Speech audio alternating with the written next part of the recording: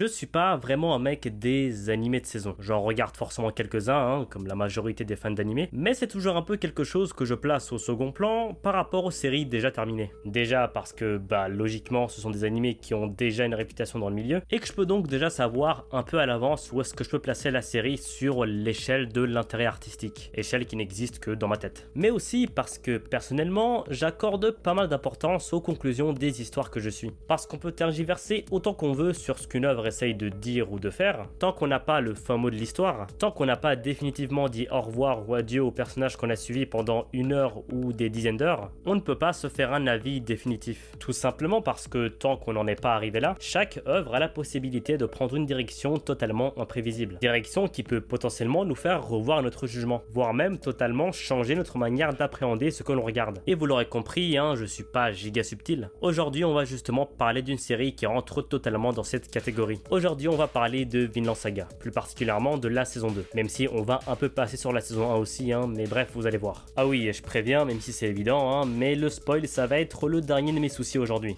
Je vais parler de la série comme si vous l'aviez déjà vue. Bref, on est parti, mais d'abord, petit résumé de la saison 1 pour mettre un peu de contexte. L'histoire de Vinland Saga prend place au XIe siècle, durant l'âge des Vikings. On y suit la vie de Thorfinn, un jeune Islandais, qui suite à la tentative de piège de sa terre natale par un groupe de brigands mené par un certain Askeladd, verra son père, Thors, se faire tuer sous ses yeux. Animé par un profond désir de vengeance, Thorfinn prend alors la décision d'abandonner les siens pour rejoindre le groupe d'Askeladd. Tout ça dans le but de tuer ce dernier dans un duel à la loyale. Les années passent, Thorfinn continue de perdre tous ses duels face à Askeladd, et au fil des voyages, ce petit groupe finit par se retrouver directement impliqué dans la guerre de territoire que se livrent l'Angleterre et le Danemark, notamment en faisant la rencontre de deux personnalités importantes de l'époque. Thorkel, le viking le plus dangereux et craint de cette période, à cause de sa force monstrueuse, qui a décidé de rejoindre le camp des Anglais parce qu'il trouvait la guerre trop ennuyeuse du côté des Danois, et surtout le prince Canute, fils du roi danois Sven ayant conquis la majorité de l'Angleterre. S'en suivra alors un enchevêtrement de conflits internes-externes, mêlant drame humain, histoire de fierté et guerre de pouvoir, qui mènera le groupe ainsi que Thorkel à rejoindre le parti de Canute pour l'aider à reprendre le pouvoir à son père. La saison se conclura sur l'assassinat du roi Sven, le sacrifice d'Askeladd et donc le couronnement de Canute. Tous ces événements nous laissant avec un Thorfinn seul et perdu maintenant que son projet de vengeance est définitivement tombé à l'eau. On le retrouvera au début de la saison 2, devenu esclave dans une ferme appartenant à Ketil, un fermier offrant d'étonnantes bonnes conditions à ses travailleurs, où il fera la rencontre de Einar, un autre esclave avec qui il va se lier d'amitié. Alors pourquoi j'ai eu l'envie de faire une vidéo sur Vinland Saga aujourd'hui, en dehors du fait que ce soit une série populaire et que j'ai envie de faire un petit peu de vue bien sûr. Tout simplement parce que tout le long de la diffusion, j'ai eu la chance, ou pas, de pouvoir observer les différentes réactions autour de l'animé. Et de ce que j'ai pu constater, une bonne partie des gens semblaient pas comprendre concrètement en quoi cette saison 2 était géniale. Et je parle pas uniquement des beaufs qui ont été incapables d'accepter l'orientation moins action de la série, non. Je parle aussi de ceux qui ont aimé cette saison, mais qui pour la défendre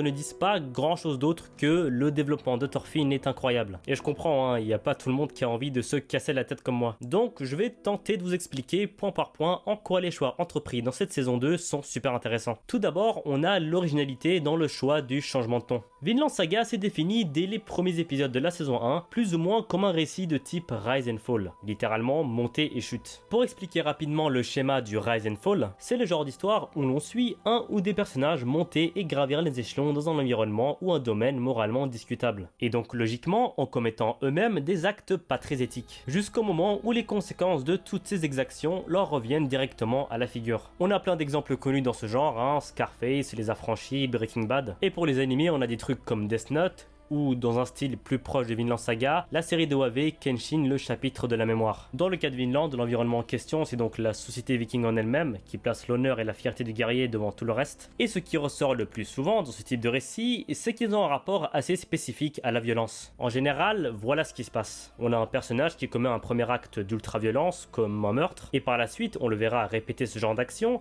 mais de façon beaucoup plus anodine côté mise en scène, jusqu'au moment où un événement le punit pour tous ses actes, ce qui marque marque en général la fin de l'œuvre. Donc on voit bien qu'on a ici un type d'histoire qui se veut par essence anti-violent dans son propos, mais qui dans le même temps n'a aucun scrupule à montrer de la violence. Ce qui implique donc quasi systématiquement d'esthétiser cette dernière. Mais alors où est-ce que je veux en venir avec ça? Ce que j'essaie de dire, c'est qu'on a là un genre d'histoire un peu hypocrite. Dans le sens où même si ces œuvres se veulent anti-violence, la violence devient au final une partie essentielle de leur esthétique. Et même souvent une des raisons qui leur permet de rester spectaculaires. Alors c'est pas un mal en soi, ça rend pas forcément le propos inefficace si c'est bien fait, et les œuvres que j'ai citées avant en sont la preuve. Si je dis tout ça, c'est parce qu'avec Vinland Saga, on se retrouve avec une œuvre qui tente de sortir de ce carcan, et ne se contente pas de mettre cette contradiction sous le tapis. Au contraire même, elle va l'exploiter. Au lieu de nous faire suivre une longue montée pour terminer sur la chute à la fin, on a droit à la montée et à la chute dès la saison 1. Et dès la saison 2, on s'intéresse à ce qui se passe après la chute, après que les erreurs du héros lui soient revenues à la figure. La saison 1 de Vinland Saga, c'était une boucherie. Et ce serait mentir de dire que cet aspect de l'animé était pas divertissant, et que le public était effectivement en droit de s'attendre à quelque chose de similaire pour la suite. Mais comme vous le savez, c'est pas ce qu'on a eu. La saison 2 de Vinland Saga est lente,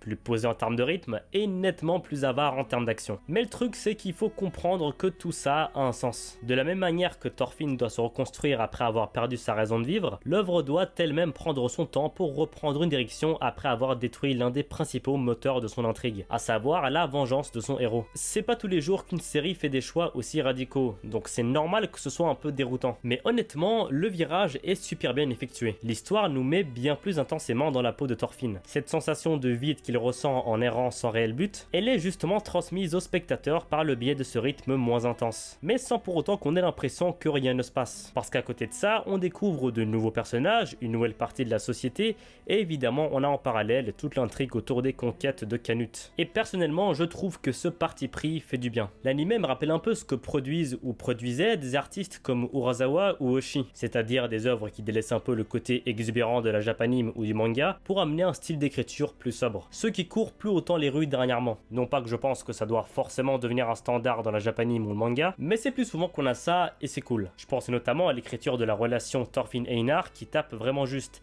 et qui n'hésite pas à faire usage du non-dit. D'ailleurs, en parlant de ça, ces fameux non-dits, ils marcheraient pas aussi bien si cette saison n'était pas aussi bien réalisée. Pourtant, la saison 1 était pas mauvaise, mais là, que ce soit en termes de constance, de travail sur les décors, d'expression faciale, de cara-acting, ou même tout bêtement de choix de mise en scène, on est à un autre niveau. Visuellement, tout est bien plus riche. Et ça concerne aussi les scènes de combat, parce qu'évidemment, il y en a. Et je pense même qu'on en a à peu près tout autant de marquantes que dans la saison 1. En réalité, la seule vraie différence qu'il y a sur ces dites scènes de combat, c'est le traitement qui en est fait. Et justement, c'est l'un des points les plus intéressants de cette saison, le rapport à la violence. On pourrait croire, à tort, que le propos pacifiste de la série a commencé à être vraiment mis en avant à partir de la deuxième saison. Mais c'est faux. Ou du moins, c'est un peu plus compliqué que ça. Je sais pas si vous vous souvenez du premier combat entre Thorfinn et Thorkel. C'est sans doute l'affrontement le plus culte de la saison 1. Et pour cause, on a eu droit à un très joli passage animé par Arifumi Imai, l'animateur star de SNK. Mais ce qui est un petit peu moins souligné, c'est qu'à la fin du même épisode, on a eu droit à ce passage, qui parle de lui-même.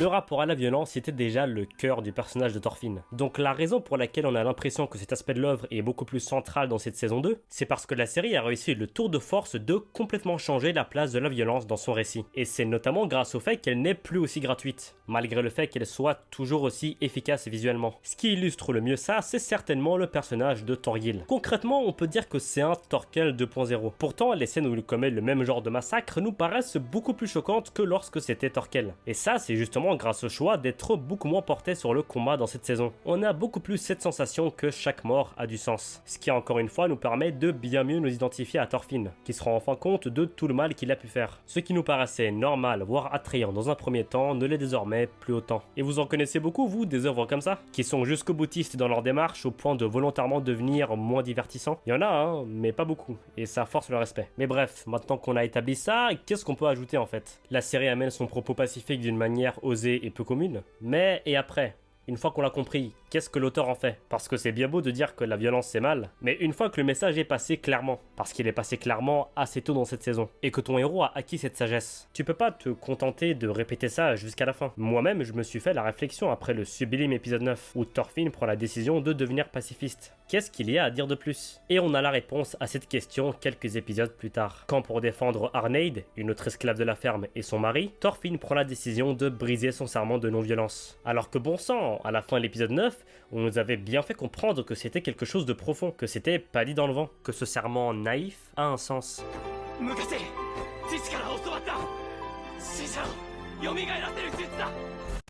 Vinland Saga n'est pas une histoire qui va se contenter de dire que la violence c'est mal. Ça va plus loin que ça. C'est une histoire qui va sérieusement essayer de confronter des idéaux pacifistes à cette dernière, de manière vraiment concrète et approfondie, en allant plus loin que l'opposition romantique entre le bien et le mal. Déjà en abordant de front toutes les questions liées aux mécanismes sociétaux qui mènent à la violence, comme la culture guerrière qui place l'honneur et la fierté au-dessus de tout. Pour ceux qui ont du mal à saisir de quoi je parle, cet aspect-là est vraiment cristallisé à travers le personnage de Ketil, ainsi qu'à travers ses deux fils, Thorgil et Ormar. Donc revoyez juste leur passage et vous allez comprendre. Mais aussi et surtout en confrontant l'idéal pacifiste de Thorfinn à des situations plus délicates les unes que les autres. Et le plus fort, c'est qu'en plus de ça, l'anime arrive à nous faire comprendre à quel point ces problématiques dépassent les personnages eux-mêmes. Ce qui en témoigne le mieux, c'est que les retrouvailles avec Leif, le tonton de Thorfinn qui était parti à sa recherche après qu'il ait rejoint Askeladd, soit tout simplement sauté pour se concentrer sur le personnage d'Arneid, qui venait, à ce moment, de subir de plein fouet la conséquence de cette violence institutionnelle. Ça paraît anodin comme ça, hein, mais vraiment pas. Cela faisait des années et des années que Leif était à la recherche de Thorfinn. Et par ce choix, l'anime nous fait comprendre indirectement à quel point toutes ces histoires sont insignifiantes en comparaison de la violence qui gangrène le monde. D'ailleurs, Thorfinn le dira texto à Leif. Et le tout est fait sans pour autant être hypocrite avec ce qu'a montré la saison 1, sans mettre sous le tapis ce que le fait de vivre de la violence peut avoir de beau ou d'attrayant. On le voit bien avec certaines scènes de Serpent, le gardien de la ferme, et sa troupe. Il y a vraiment une sincère loyauté de ce groupe envers leur leader qui se veut ouvertement touchante.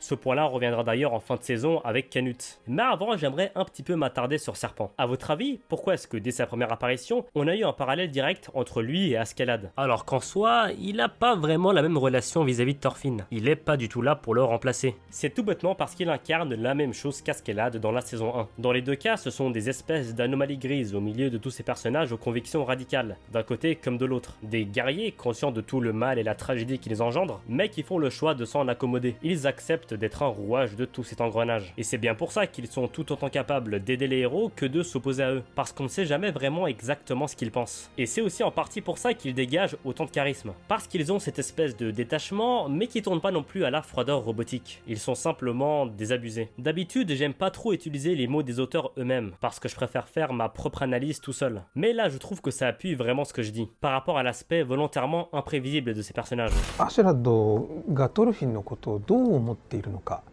僕もよく分かってなかったんです。トルフィンなんかどこで死んでも別に気にしないと彼は思ってたのかもしれない。でもいざもう本当に自分のその運命が尽きるという時に、彼はトルフィンを巻き添えにすまいとしました。このシーンを書く直前までこんなこと考えてなかったんです。アシュラッドが言ったとしか思えない。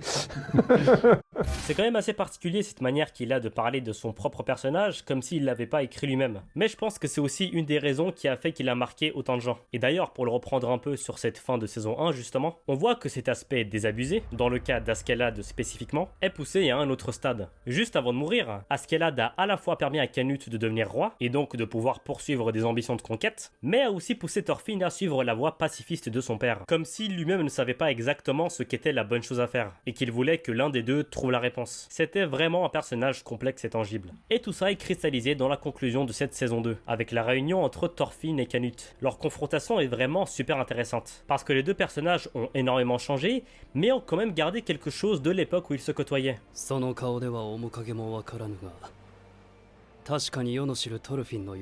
Thorfinn est devenu un pacifiste assez tôt dans la saison, mais il était dans une phase d'hésitation, à cause de toutes les situations délicates qu'il a dû affronter, où il s'est rendu compte de tout ce que cela impliquait. Et ça dure jusqu'au moment qui précède sa réunion avec Canute, où il accepte de prendre 100 coups pour avoir une chance de rencontrer ce dernier, et de stopper la bataille entre lui et Ketil. Alors en soi, thématiquement, la scène est assez évidente. Elle fait directement écho au moment où Thorfinn entendait des passages de la Bible pour la première fois. Il est face à une incarnation de la violence guerrière, et il prend la décision de subir celle-ci de plein fouet, de souffrir pour les autres. Mais ce qui est vraiment intéressant ici, c'est la réaction de Thorfinn.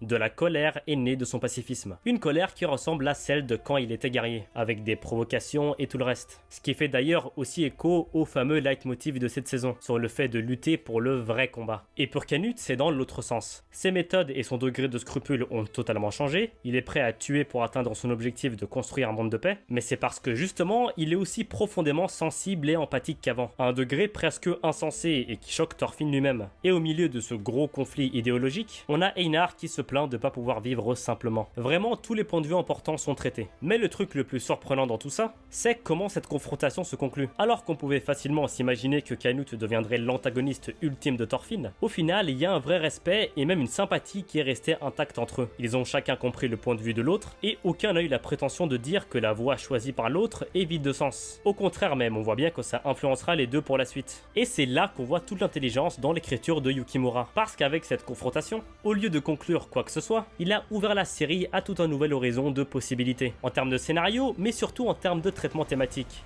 C'est balèze. Écrire une histoire sur le pacifisme et la violence sur fond de l'âge d'or des Vikings, ça paraît étonnant au début, mais au final, il y a peut-être rien de plus évident. En tout cas, avec le virage de cette saison, perso, pour la suite, je m'attends à n'importe quoi. J'ai plus aucune certitude. Et je dis ça dans le bon sens. Quelle que soit la prochaine direction que ça va prendre, j'ai hâte de voir ce que ça va donner. Moi je vous dis salut et à la prochaine.